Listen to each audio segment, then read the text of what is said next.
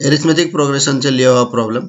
Fill in the blanks in the following table given that a is the first term. ये जो a है first term है, d common difference है, ए n the nth term, ये n का value है। ये कॉलम में ए है, यहाँ पे डी है, एन है और ए एन है।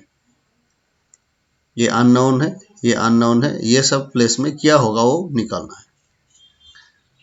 तो पहला वाला क्वेश्चन में ए का वैल्यू 7 है, डी का वैल्यू 3 है, एन का वैल्यू 8 है, तो ए एन।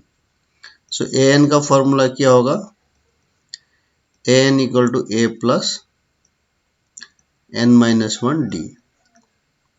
सो ए का वैल्यू 7 है, एन का वैल्यू 8 माइनस 1, डी का वैल्यू 3 है। That means 7 plus 7 into 3, 7 plus 21 मतलब 28। सो ए एन इसमें 28 है। सेकेंड प्रॉब्लम में हमको डी चाहिए, बाकी के दिया हुआ है। सो सेम ही फॉर्मूला से A N equal to A plus N minus 1 D. यहाँ से डी निकालना है, तो डी क्या होगा, A N minus A by N minus 1 equal to D. तो यह है डी का formula. So D equal to A N का वैल्यू यहाँ पे 0 है इस प्रॉब्लम में, ए का वैल्यू -18 है, मतलब माइनस ऑफ -18, एन का वैल्यू 10 है, -1। तो ऊपर में हो गया 18, नीचे में हो गया 9, मतलब 2। सो यहाँ पे डी का वैल्यू इधर 2 होगा। थर्ड प्रॉब्लम में ए निकालना है। So A N equal to A plus N minus 1 D equation में डाल सकते हैं।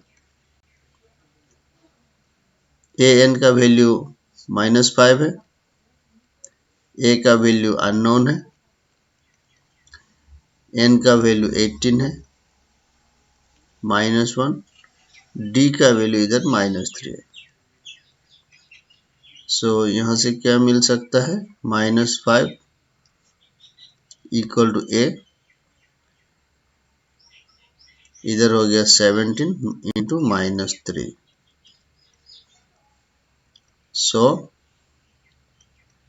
-3 equal to A -51।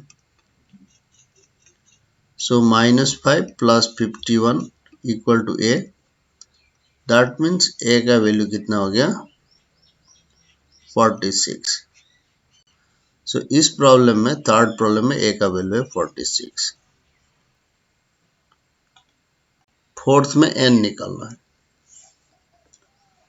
So A N equal to A plus N minus 1 D. इस फॉर्मूला में ए एन का वैल्यू 3.6 है, ए का वैल्यू -18.9 है, एन का वैल्यू पता नहीं है, डी का वैल्यू है 2.5। सो वहां से क्या मिलेगा, इसको राइट में लेंगे, या n-1 इंटू 2.5 लिखते हैं। इसके साथ ये लगाने से 18 प्लस 3 21 22.5 होता है, 22.5। ये राइट में जाके प्लस होगा, लेफ्ट में जाके ये इधर जाके प्लस होगा, प्लस होने से 22.5 हो गया। सो n-1 इज 22.5 बाय 2.5। सो कितना होगा, 2, ये हो गया हमारा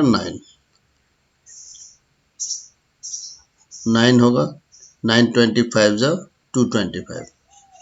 वहां से n का वैल्यू कितना मिल रहा है, n इज 10। सो इसमें n का वैल्यू होगा 10।